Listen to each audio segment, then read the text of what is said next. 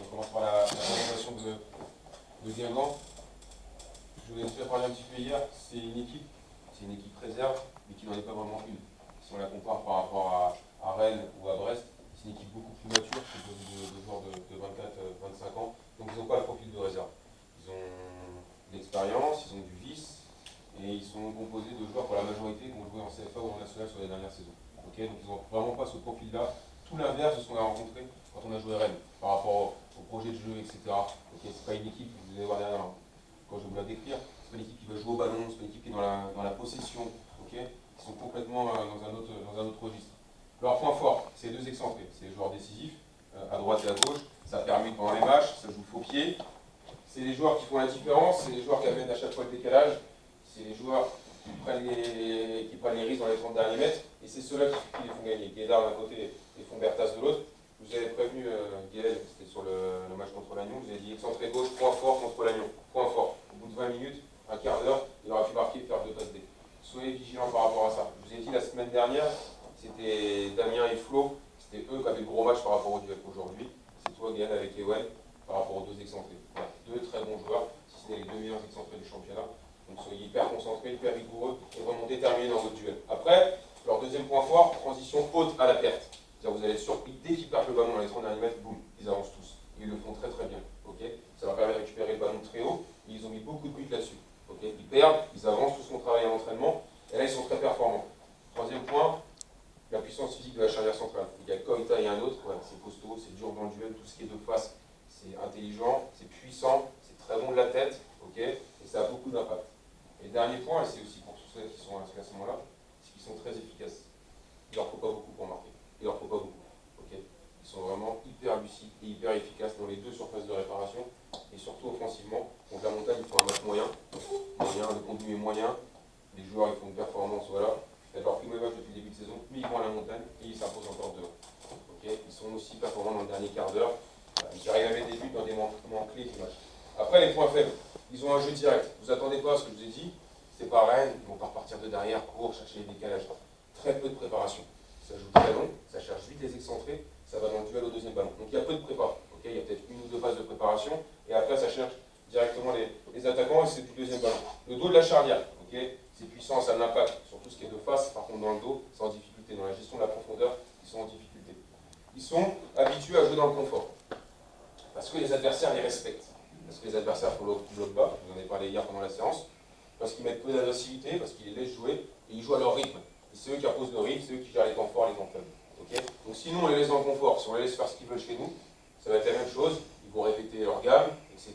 Ils vont avoir le match à leurs mains, et ils vont faire ce qu'ils veulent.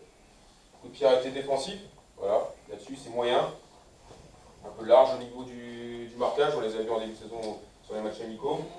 On marque l'année dernière là-dessus aussi, voilà, défensivement, ce coup de pied arrêté, un peu de largesse, ils sont suffisants.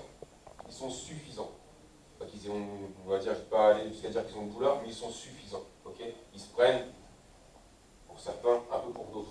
Okay, ils jouent à Guingamp, voilà, donc ils se prennent un peu, voilà. Ils sont suffisants, des fois, sur certaines actions, vous allez voir, ils sont à la limite du chambrage, etc. Donc là-dessus, il faut leur faire mal.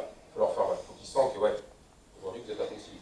Aujourd'hui vous allez. Et ça, il faut qu'ils le sentent dès le début du match. D'accord? Sur la compo du début. On reste sur le 4-3-3, donc avec Clément dans les buts, Gaël à droite, Ewen à gauche, Damien à Flo, Mathis point de basse avec le brassard, 2-8, Fouine et Sylvain, 3 devant, on va voir derrière comment on va l'animer, ça se répète par rapport à hier, avec Flo, Willem et Yo, ok, Adri, Guéna, Amaury, Hugues et Ludo, pour l'instant sur le banc pour commencer. Donc c'est la répétition de ce qu'on a travaillé hier. Sur le bloc haut, ok, le ballon est ici. Donc sur les 3, ce que je demande à Yo, c'est de venir à l'intérieur sur le deuxième attaquant, okay, avec Willem, défenseur central côté ballon, Flo qui ferme, mes 2-8 qui sont en marche avant sur les 2-6 adverses, Mathis qui prend tout ce qui est décrochage à l'intérieur du jeu, okay, et on coulisse sur les densités côté ballon, avec Clément qui gère la profondeur, Flo qui a décalé, Damien, Gaël, et on laisse côté opposé libre. Okay, donc beaucoup de densité ballon, qu'on soit ensemble, on a encore eu cette discussion hier, qu'on ne soit pas les uns après les autres, c'est vraiment une idée collective. Ce que je disais hier, la chose la plus importante et la plus dure dans le foot, c'est de penser la même chose au même moment. Donc à un moment donné, quand tout le monde avance, devant sa cave, derrière ça suit, et c'est Clément qui gère la profondeur, ce qu'on a très bien fait la semaine dernière en deuxième mi-temps. Bloc bas, plus compact, plus bas. Cette fois-ci, la différence, elle est sur les excentrés. Donc le ballon est toujours là. C'est pas Yo qui rentre sur le deuxième attaquant, mais Yo qui rentre dans une position axiale derrière Willem. Les deux 8 sont à l'intérieur du jeu pour faire des prises à deux avec les excentrés. Matt, il gère toujours là les décrochages du 10. Et pour la charnière centrale et latérale, ça ne change rien du tout. Ok. Donc là, ce qui m'intéresse, c'est le travail du duo Ewen, Sylvain sur les excentrés qui vont rentrer à l'intérieur, Gaël, Fouine de l'autre côté. Et ce que je vous ai dit, là, on va leur faire mal sur la phase de transition quand on va récupérer le ballon pour sortir de cette pression, c'est de trouver cette passe-là, soit pour Yo, soit pour Flo, cette passe en oblique pour sortir, casser la ligne, et après derrière, pour pouvoir se projeter vers l'avant. Ok. Enfin, c'est des répétitions qu'on a vues hier. C'est clair pour tout le monde? Ouais, juste. Ouais.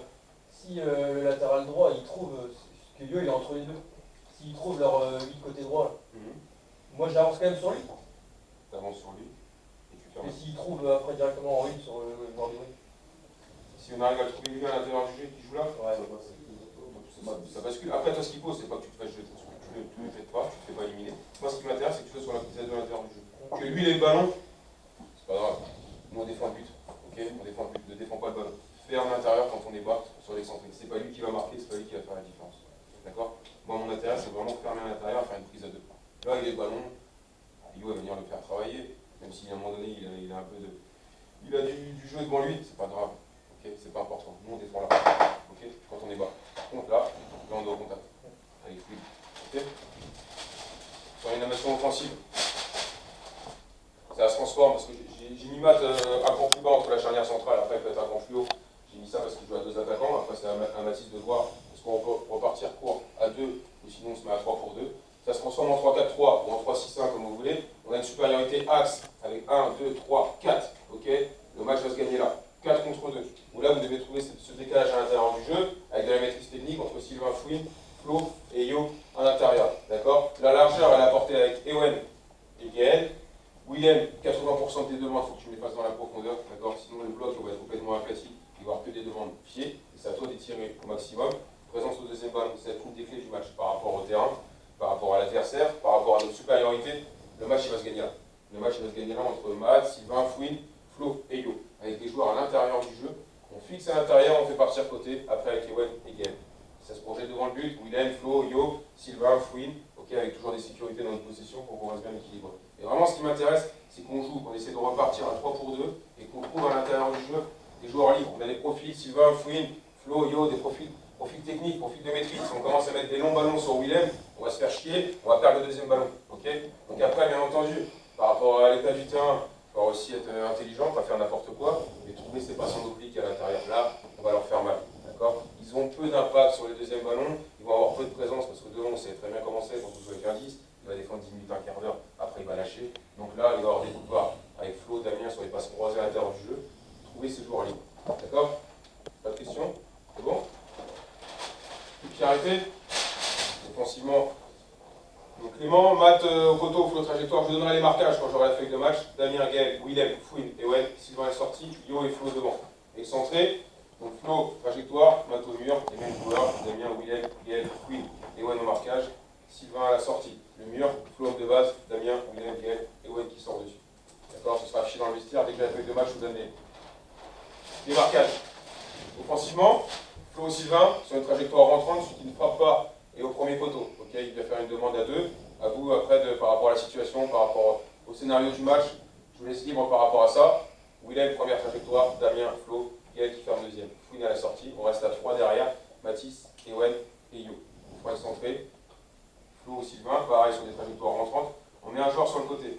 Okay, par rapport à notre taille, à notre jeu aérien, ça va faire sortir un joueur du marquage pour venir ici. Là, vous serez sur du 1 pour 1 avec Willem, première trajectoire, Damien, Flo, Gaël, Fouine à la sortie. Okay, toujours les mêmes 3 derrière. Faites mal là-dessus, on a vu sur la première mi-temps la semaine dernière entre les coups de pied arrêtés de Sylvain qui manquaient de détermination, qui manquaient de vitesse. Tu m'en tires un, début de deuxième, but. Okay, c'est hyper important, surtout aujourd'hui, je le répète, par rapport au terrain, par rapport au temps. Et ça va fuser, ça va être grave. Prenez bien le temps sur ces phases arrêtées. Ok, Sylvain? On a bien vu la semaine dernière en début de deuxième. Voilà, tu mets le bon ballon, ça fait un partout. Première, ça manquait de détermination, ça manquait de vitesse. Coup franc direct, Flo et Sylvain, vous mettez tous les deux au marquage. D'accord, au marquage, pardon. Tous les deux au ballon pour frapper. Ok, pied droit, pied gauche. Penalty, Flo en 1, où il est en 2. C'est bon? J'afficherai dans le vestiaire. On termine une semaine spéciale.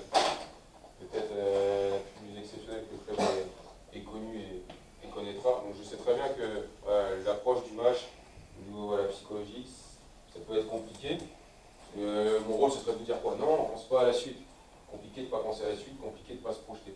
Pourtant, je vous en ai parlé hier, ce match-là, aujourd'hui, le résultat va déterminer notre deuxième partie de saison. Ce qu'on va faire aujourd'hui, le résultat contre Guingamp, ça va déterminer janvier, février, mars, avril, mai. Je sais, vous pensez aussi janvier, c'est logique. Tout le monde y pense, et c'est tout à fait logique. Par contre, là, il faut faire abstraction pendant 2 heures, sur la prépa, sur le contenu du match et sur votre performance.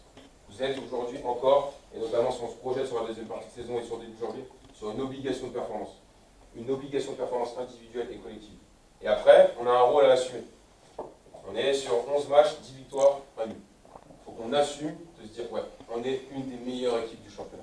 On est une des meilleures équipes du championnat. Et on joue Guingamp aujourd'hui, qui est premier, qui n'a pas perdu un match, ouais, mais on les joue. Et on doit être capable de les jouer, les yeux dans les yeux. Les yeux dans les yeux. Par rapport à la saison dernière, quand on a reçu les gros, je disais, on les bloque bas. Ok, on se projette à la récup. Non, cette année, ça a changé. On est fort. Vous êtes fort. Et en ce moment, on est très très dur à jouer. On l'a encore vu la semaine dernière. On est dur à jouer, on est bon, on est efficace. Et aujourd'hui, sur ces matchs-là, ça va être révélateur de notre progression. On va montrer. Oui, Guingamp, réserve pro, vous n'avez pas perdu. Aujourd'hui, il tombe. Aujourd'hui, il tombe. Et ce soir, on est peut-être deuxième. Et après, la deuxième partie de saison, elle peut être passionnante à vivre, avec des objectifs revus à la hausse peut-être, avec des ambitions, dans le jeu, etc., dans les résultats. On peut se faire une super deuxième partie de saison. Mais le résultat, ce soir, est déterminant pour tout ça. Ok? Donc je compte sur vous. Obligation de performance, collectivement, individuellement. Ok? Début de match, j'en parle pas. Au cadre de prendre les choses en main. Ok? Flo, Fouid, Mathis, Damien, etc. Flo, Jésus. Prenez les choses en main. Sur ces débuts de match, parlez-vous dans le vestiaire, parlez-vous sur le terrain, à l'échauffement. Voilà. On se fasse mal dès le début. Okay? On prend tout le temps au début dans les 10 premières minutes à chaque fois qu'on doit les prendre. Et on est à chaque fois large, même la dernière fois contre la nuit. Ce soir, c'est un ton au-dessus de la nuit. Si on est aussi large qu'au début du match, on prendra un ou deux. D'accord? Donc soyez bien concentrés, parlez avec la lire dès l'échauffement.